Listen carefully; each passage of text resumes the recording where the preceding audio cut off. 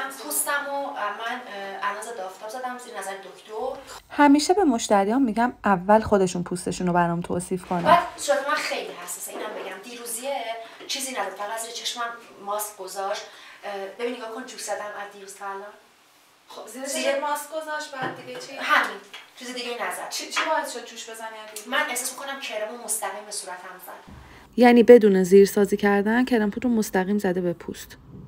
خب کاری نداریم، من به مدلم گفتم بره صورتش رو بشوره با فیس واش و حالا دارم با تونر پوست صورتش رو پاک میکنم که هم پی اچ پوست صورتش تنظیم بشه، همین که اگر توی منافذ آلودگی باقی مونده پاک بشه.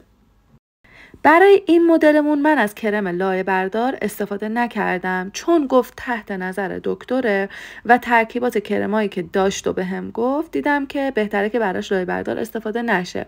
تنها کاری که کردم اومدم از یک کلی ماسک استفاده کردم، از ماسک خاک رس استفاده کردم از برند ژنو، روی مرکز صورت فقط زدم برای اینکه چربی مرکز صورتش رو بتونم کنترل کنم.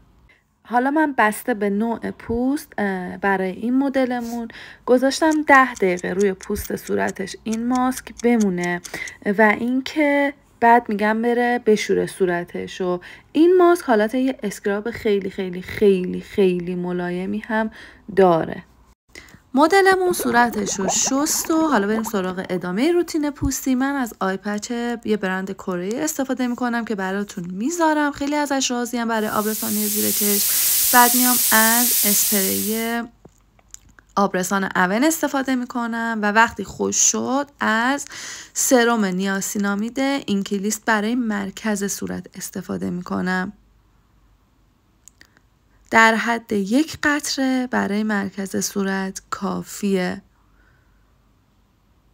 و ماساژش میدم که بره داخل پوست. بعد میام از سرم آبرسانه یا همون هیالورونیک اسید اوردینریم استفاده میکنم برای اطراف صورت، چون نیاسینامید حالت کنترل چربی هم داره من اونو بیشتر برای مرکز صورت استفاده میکنم، برای کسایی که پوستای مختلطی دارن.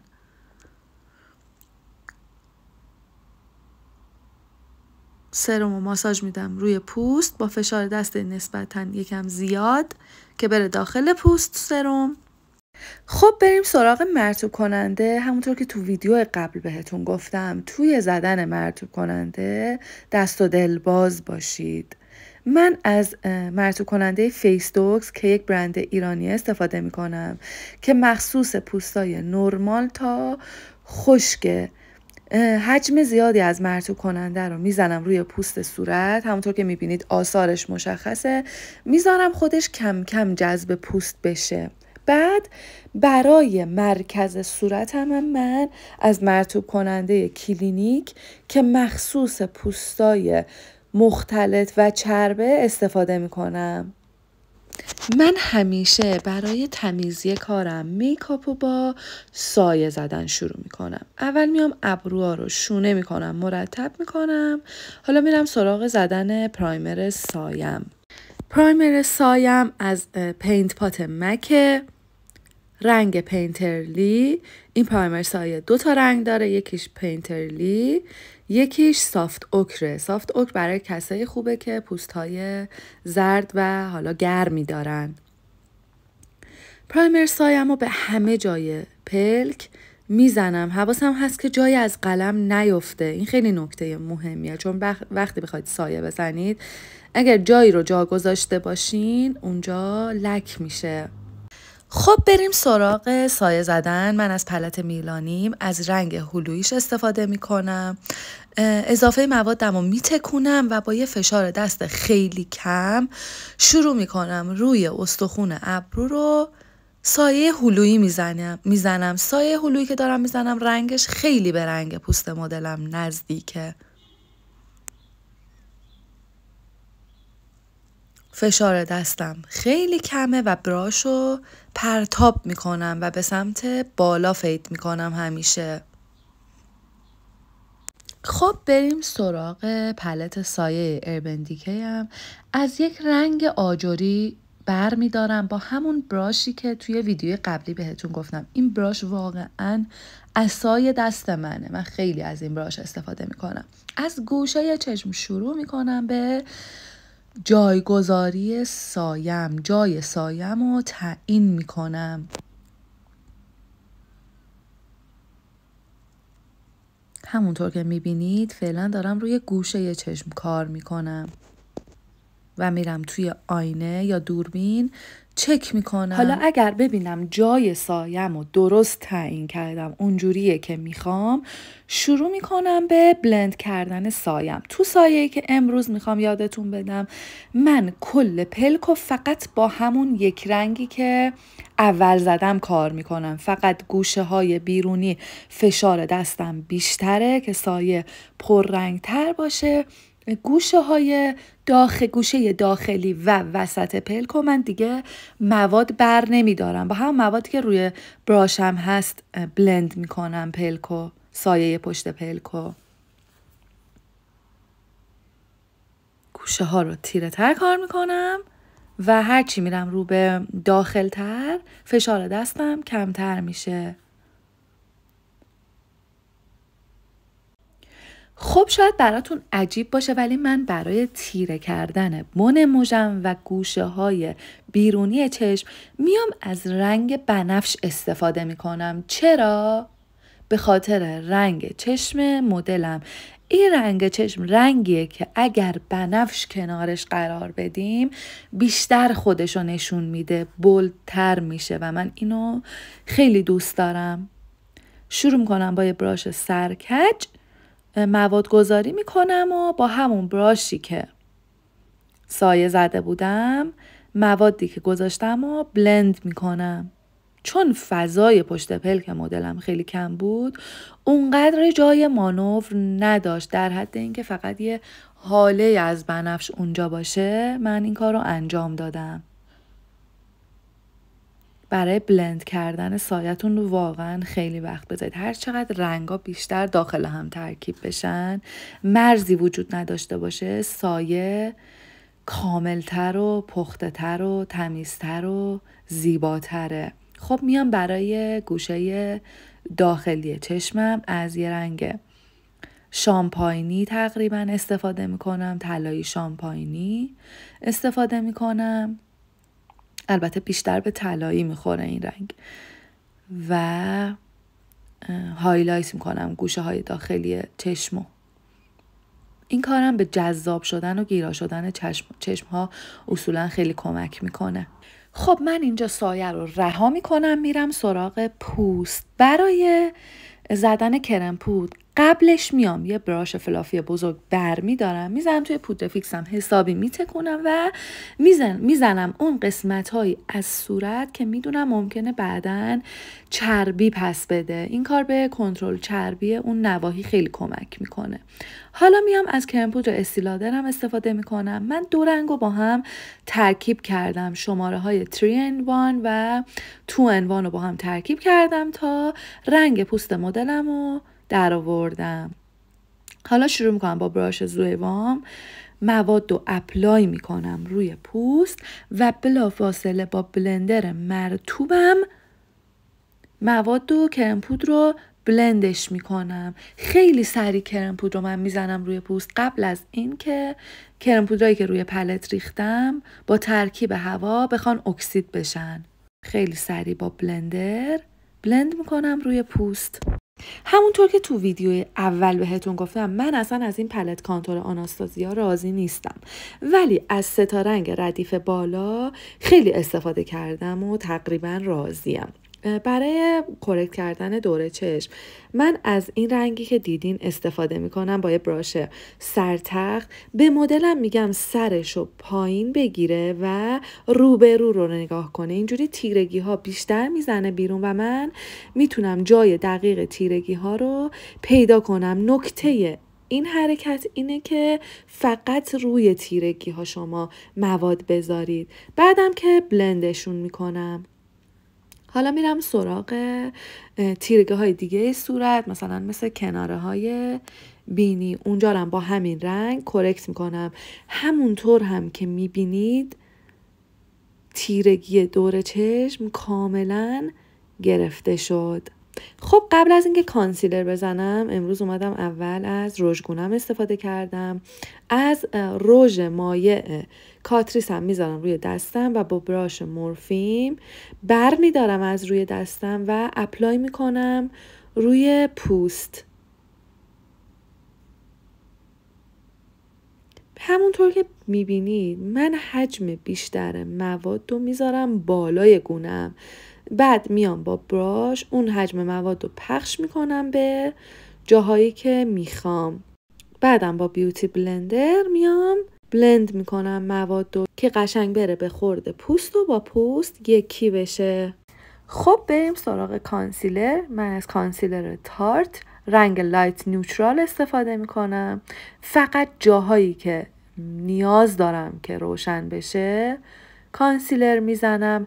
چون کرکت کردم دور چشمو حجم کمتری از کانسیلرم برمیدارم و میبینید که همین یه نقطه کانسیلری که زدم چه کاور خوب و بالایی به من داده. میبینید با براش زوئوان مواد رو بلند میکنم، بعدم با یه بیوتی بلندر تمیز و نمدار دوباره میام کانسیلر رو بلند میکنم که حسابی ترتمیز بشه. حسابی که کانسیلرم رو بلند کردم من میام دوباره از رژگونم استفاده میکنم. چرا؟ برای اینکه هیچ مرزی نباید بین رژگونه و کانسیلر وجود داشته باشه. میبینید الان یه خط افتاده، من میام اون خط افتادگی رو با زدن رژگونه برطرف میکنم. حالا کانسیلر و رژگونم حسابی داخل هم فید شدن که دیگه خودتون همه چی دارید میبینید. من برای دادن به گونم قبل از اینکه کانتور کنم میام زیر استخونه یا زیر خط کانتورم رو هایلایت میکنم و بعد میرم سراغ کانتور کردن. حواسم هم هست که توی این مرحله باز خطی نیفته، یعنی مرزی مشخص نباشه. هر جا احساس کنم مرزی مشخصه میام با براش رژگونم با همون تهمونده مواد یکم با براش میکشم اونجا که مرزها از بین بره. همونطور که میبینید مشخصه.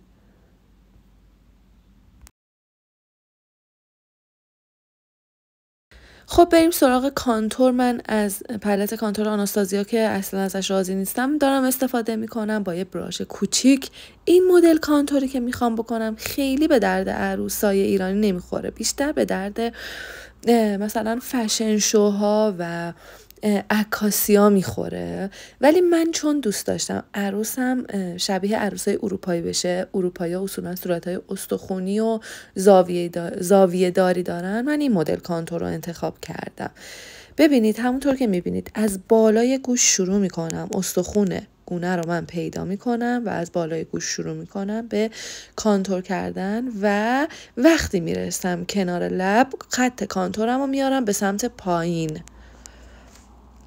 حالا توی ایران به این مدل کانتور کردن میگن کانتور مدلینگی، مدلینگ کانتور، ولی آره اینجا خیلی بیشتر مشخصه. ولی شما برای عروساتون توی ایران همچین کاری نکنید چون خیلی نمیپسندن و اینکه صورت یه فرم جدی تری به خودش میگیره.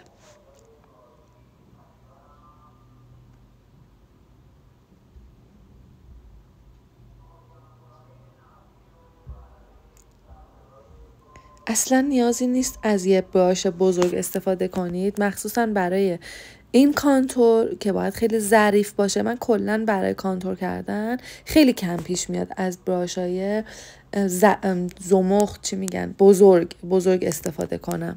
اصولا از براشای کوچیک استفاده میکنم که همه چیز تحت کنترلم باشه. همونطور که میبینید رفتم سراغ این که زاویه فکش رو کانتور کنم و یه جوری کانتور کنم که اون استخون فک بزنه بیرون.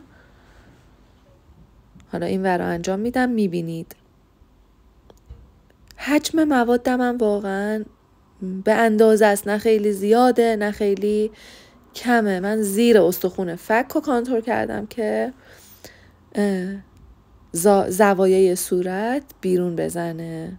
خودتون وقتی روبرو رو نگاه میکنه میتونید تغییر رو متوجه بشید. خب الان دقت کنید ببینید فشار دست من خیلی کمه و من براشو فشار نمیدم توی پوست، فقط حالت یه تاچ خیلی ریز میکنم روی پوست برای کانتور کردن و همین تاچ ریز کارو در میاره.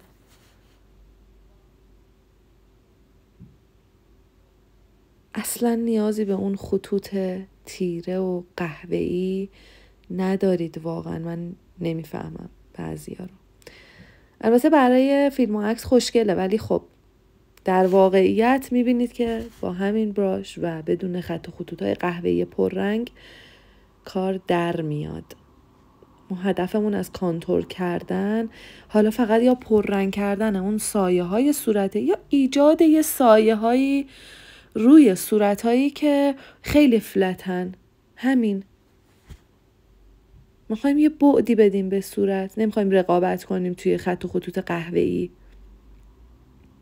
من پشت لبم کانتور میکنم. این کار هم به بزرگ شدن لب کمک میکنه، هم اگر فاصله بینی تا لب زیاد باشه اونو یه کمی پوشش میده، اون فاصله رو. جاهایی که احتیاج دارم رو کانتور میکنم، بعضی جاها رو خیلی خیلی کمرنگ کانتور میکنم و بلافاصله هم بلند میکنم. خب دیدم لبای مدلم خشک شده، یکم از بام لب EOS براش میزنم و میرم سراغ ادامه کار. خب این مرحله مورد علاقه منه. حسابی اسپری آبرسان میزنم به پوست مدل توی این مرحله. هم یه آبرسانی انجام میشه به پوست دوباره، همین که اون موادی که روی پوست، کانتور، رژگونه، کرم پود، اینا همش انگار توی همدیگه ترکیب میشه، انگار خیلی بهتر میشینه روی صورت. بلافاصله هم حتما بادش میزنم که زود جذب پوست بشه. خب حالا من میام با رنگ بنانای پلت کانتور چرب آناستازیام یه جاهای از صورت رو هایلایت میکنم. با همون براش سرتخت همیشگیم از برند زویوا مواد رو برمیدارم و اپلای میکنم جاهایی که نیاز دارم. چون این رنگ زردی داره، گودی زیر چشمو کاور میکنه، میگیره. میبینید خودتون الان تفاوتو میتونید متوجه بشید. مواد رو اپلای میکنم و با بیوتی بلندر مرطوبم بلند میکنم.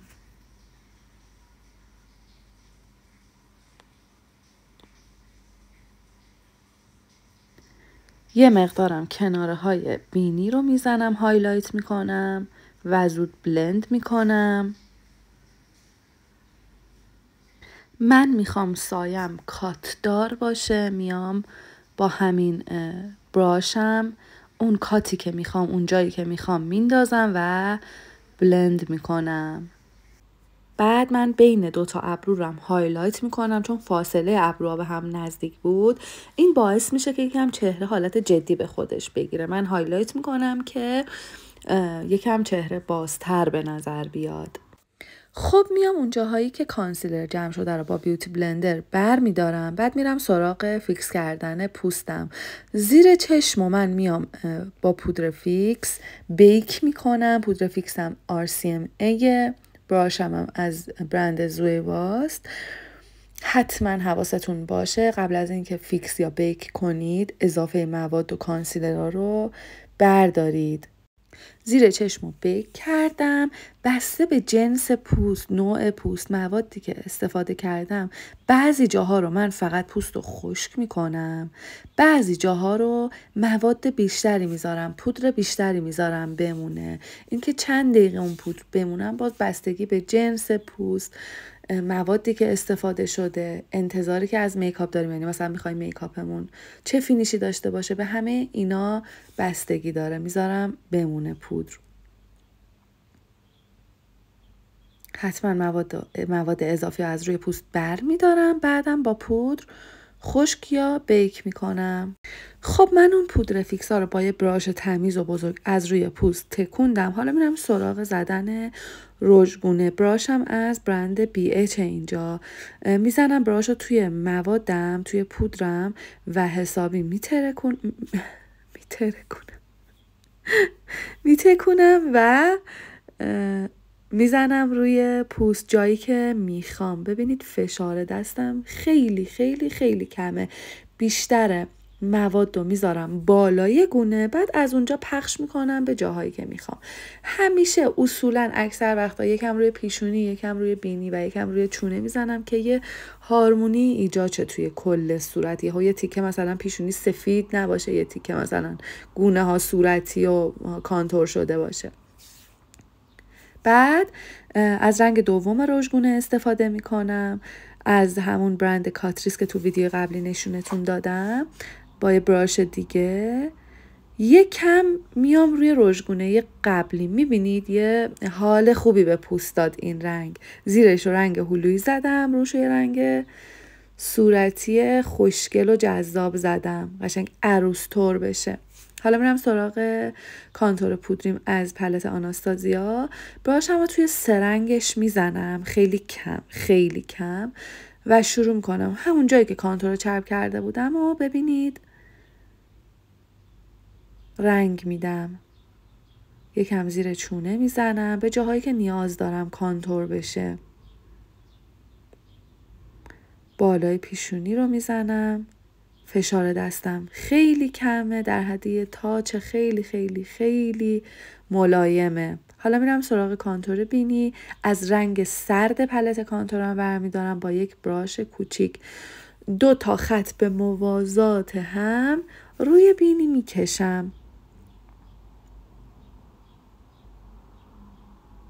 خیلی کانتور بینیمو من خطی نمیکشم، 2 تا خط. میبینید براش همو چجوری میذارم؟ اصلا نمیخوام مثلا این 2 تا خط مستقیم باشه، چون دوست ندارم انگار مصنوعی میشه 2 تا خط. اون 2 تا خط همو فید شده میکشم. بعد اینکه میرم سراغ هایلایت کردن جاهای از صورت که میخوام. با یه براش کوچیک من کار میکنم. براشم هم از برند مورفیه. شروع میکنم اون جاهایی که میخوام و هایلایت میکنم با فشار دست خیلی خیلی خیلی کم. دنبال این نیستم که خیلی کاور بگیرم از این کار، بیشتر دنبال اینم که هایلایت کنم پوستو.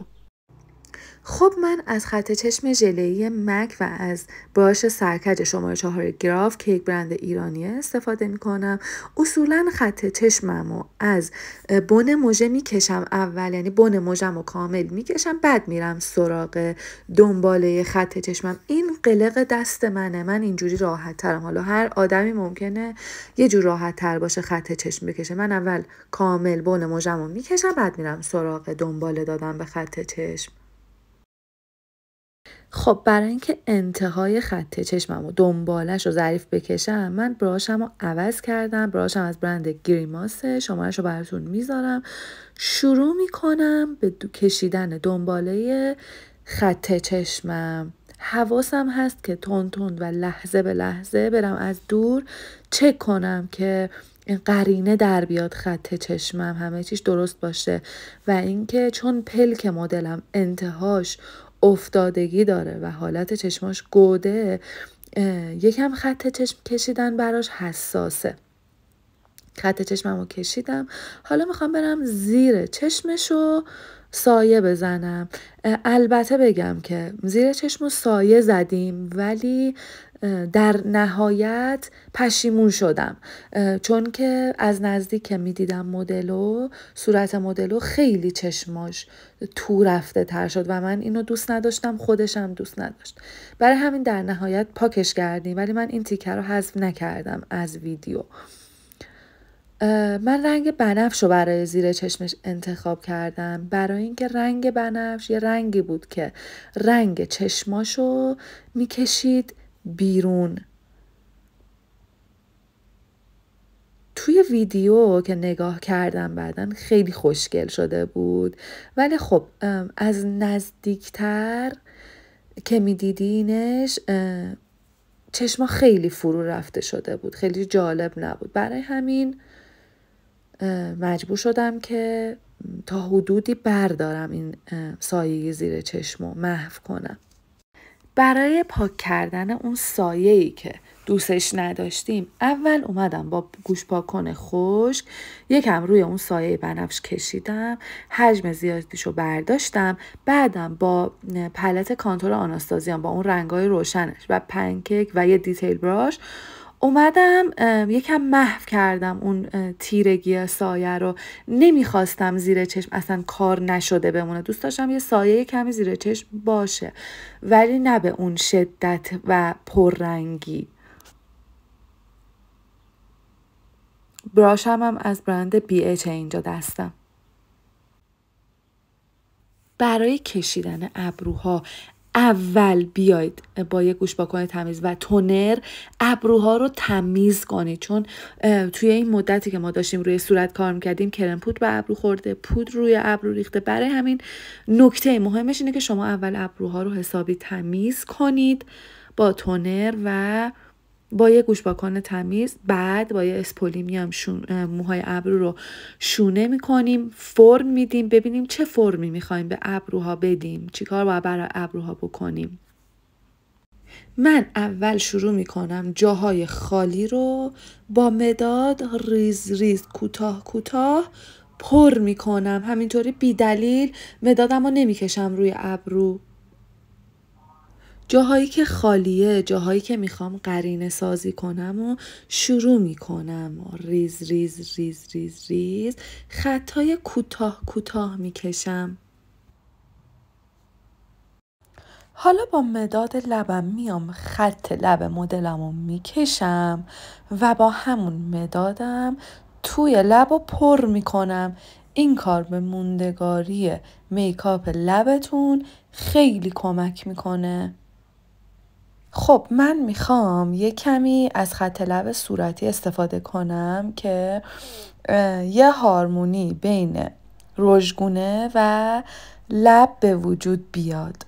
همونطور که میبینید اومدم از خط لب صورتی روی خط لب قبلیم زدم. چرا از اول نیومدم خط لب صورتیمو بزنم؟ به خاطر اینکه این صورتی و اگه میخواستم تنها بزنم رنگش میشد از این صورتی باربیا که خب خیلی برای عروس قشنگ نیست. برای همین اول یه خط لب نود زدم، بعد اومدم روش صورتی زدم که رنگ پخته تری درست کنم داشته باشم. بعدشم میام از پلت رژ ماریوم از رنگ کرمش استفاده میکنم و با یک براش سرتخت اونو میزنم به لب. همونطور که میبینید رنگ رژش واقعا فوق‌العاده شد، واقعا فوق‌العاده شد، خیلی خوشگل شد. همه جای لبا که رژ زدم حالا میام سراغ یه خط لب تیره تر، چون الان خیلی ترنده که خط لب بولد باشه. من خودم هم این ترند رو خیلی خیلی میپسندم، خیلی خیلی دوست دارم. میام سراغ یه خط لب تیره تر و خط لبش رو پررنگ میکنم. همونطور که میبینید تفاوتش هم با این طرف لب که خط لب تیره تر نداشت کاملا مشخصه. وقتی خط لب تیره تر میکشی لبا درشت تر به نظر میرسه.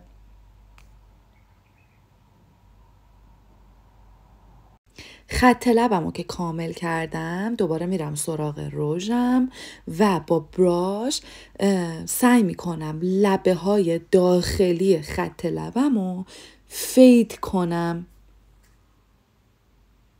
شما توی رژ زدن اگه مثلا 2-3 بار رژ زدن رو تکرار کنید موندگاری رژتون خیلی بهتر از اینه که یه لایه ضخیم همون اول بزنید و ولش کنید. چند بار تکرارش کنید. خب دیگه داریم به مراحل پایانی میکاپ نزدیک میشیم. میرم سراغ ریمل زدن. ببینید من همیشه از مشتری و حتی از مدل هام میپرسم در مورد ریمل زدن که مثلا آیا به مژه های پایینشون میاد ریمل بزنی یا نمیاد. این خیلی سوال مهمیه. به بعضیا نمیاد، مثلا به خود من ریمل پایین چشم نمیاد. برای ریمل زدنم در کل من همونطور که تو ویدیو قبل گفتم بیشتر حجم ریمل رو روی بن موژه میذارم.